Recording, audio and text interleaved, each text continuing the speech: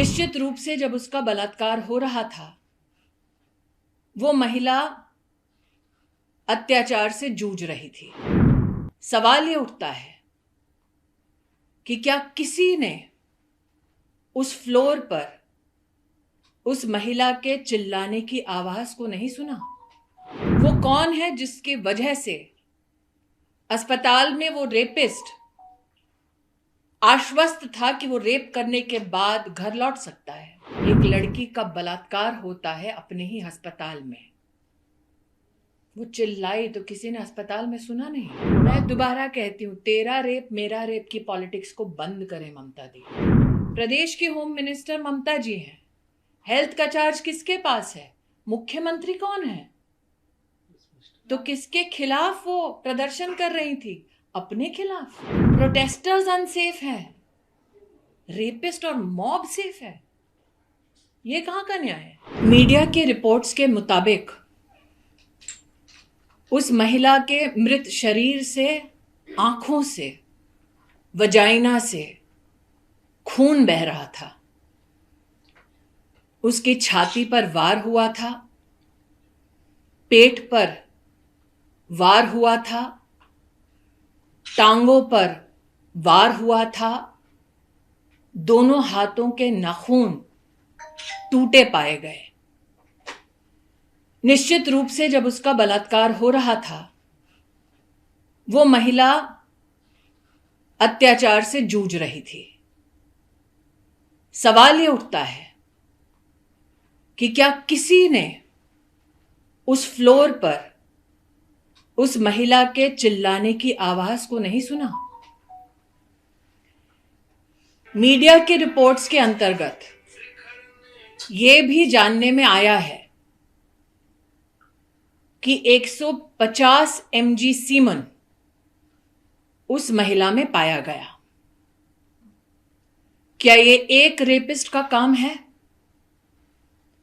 क्या यह संभव था कि वो व्यक्ति उस महिला को रेप भी कर रहा था, टांगे भी तोड़ रहा था, हाथ भी तोड़ रहा था, आंखें फोड़ रहा था, छाती पे मार रहा था, पेट पे मार रहा था? वो महिला चिल्ला रही थी और ना कोई सुन पाया, और ये सारा कृत्य उस एक रेपिस्ट ने अकेले किया। वो कौन है जिसकी वजह से अस्पताल में वो रेपिस्ट आश्वस्त था कि वो रेप करने के बाद घर लौट सकता है? वो कौन है जिसने इतने जघन्य अपराध के बाद भी अस्पताल के उसी फ्लोर पर रेनोवेशन जारी रखा? क्राइम सीन कितना बड़ा है, अस्पताल में ये किसने डिसीजन लिया? वो कौन है पुलिस में जिसने इस महिला के माता पिता को फोन कर कर ये कहा कि लड़की ने आत्महत्या की है? उस ऑफिसर के खिलाफ अब तक क्या कार्रवाई हुई है?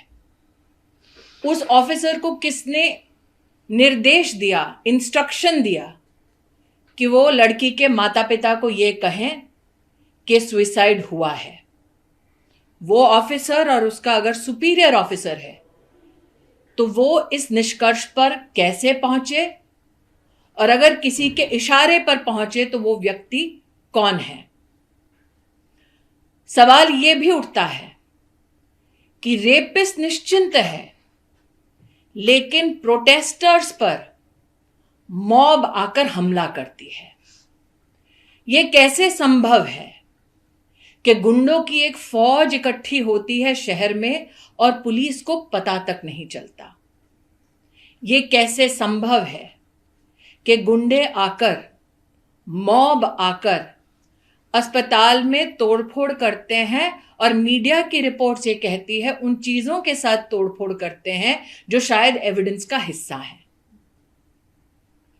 आज मैं सबसे गुजारिश करती हूं, सबसे निवेदन करती हूं, हम में से कई हैं जो मीडिया में हैं, पॉलिटिक्स में हैं, साधारण नागरिक का जीवन जी रहे हैं। निर्भया के निर्मम कांड के बाद हम सब हिंदुस्तानियों ने आवाज उठाई थी। कानून में भी बदलाव लाया गया, कानून को सख्त किया गया, जुडिशरी में आज महिला के ऊपर हुए अत्याचारों के केस कितने समय से लंबित हैं, इस वक्त मैं उस पर चर्चा नहीं कर रही। जो प्रोटेस्टर्स इकट्ठे हुए कलकत्ता शहर में, वो शायद एक दूसरे को ना जानते हैं, ना कभी किसी ने किसी से एक दूसरे का धर्म पूछा, ना रीजन पूछा, ना जाति पूछी, ना वोट प्रेफरेंस पूछा। विषय है कि उस लड़की को न्याय मिलेगा या नहीं मिलेगा। मैं आज हर उस प्रोटेस्टर से जो सड़कों पर उतरा है इस महिला को न्याय दिलाने के लिए, उनसे कहना चाहती हूं, पश्चिम बंगाल के हर उस नागरिक के साथ जो इंसाफ की तलाश में है, पूरा देश एकजुट होकर खड़ा है। लेकिन हमें सवालों पर वापस ध्यान केंद्रित करना है। एक लड़की का बलात्कार होता है अपने ही अस्पताल में। वो चिल्लाई तो किसी ने अस्पताल में सुना नहीं। उसकी टांगे तोड़ी गई, पेल्विक रीजन तोड़ा गया, हाथ तोड़े गए, नाखून उखाड़े गए, छाती पर मारा गया, पेट पर मारा गया, आंखें फोड़ी गई, वजाइना से ब्लीड कर रही थी, आंखों से ब्लीड कर रही थी, और ये सब एक रेपिस्ट ने किया। सवाल कई हैं, जवाब का इंतजार जनता को है। मैम, मुख्यमंत्री ममता बनर्जी ने कुछ देर पहले ही उन्होंने भी एक प्रोटेस्ट रैली मार्च किया है। उसमें वो कह रहे हैं कि जो मुझे पता चला कि आरजीकर में जाकर सीपीएम और भाजपा ने तोड़फोड़ की है 14 तारीख को। मैं दोबारा कहती हूं, तेरा रेप मेरा रेप की पॉलिटिक्स को बंद करें ममता दी। क्या अब लड़की के बलात्कार के लिए, उसके इंसाफ के लिए हिंदुस्तान की जनता तभी आवाज उठाएगी उस लड़की की और उस प्रदेश की पॉलिटिक्स को देखकर?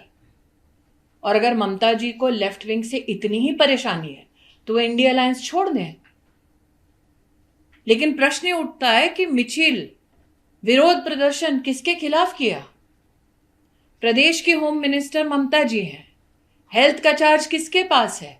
मुख्यमंत्री कौन है? तो किसके खिलाफ वो प्रदर्शन कर रही थी? अपने खिलाफ। जनता की आंखों में धूल झोंकना बंद करें। जनता जो जवाब मांग रही है उन जवाबों को दें।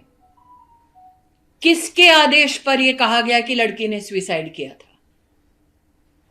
क्यों? अगर माता पिता पिटीशन कर रहे हैं कि 150 mg सीमेन है, तो क्या उसका उल्लेख एफआईआर में है?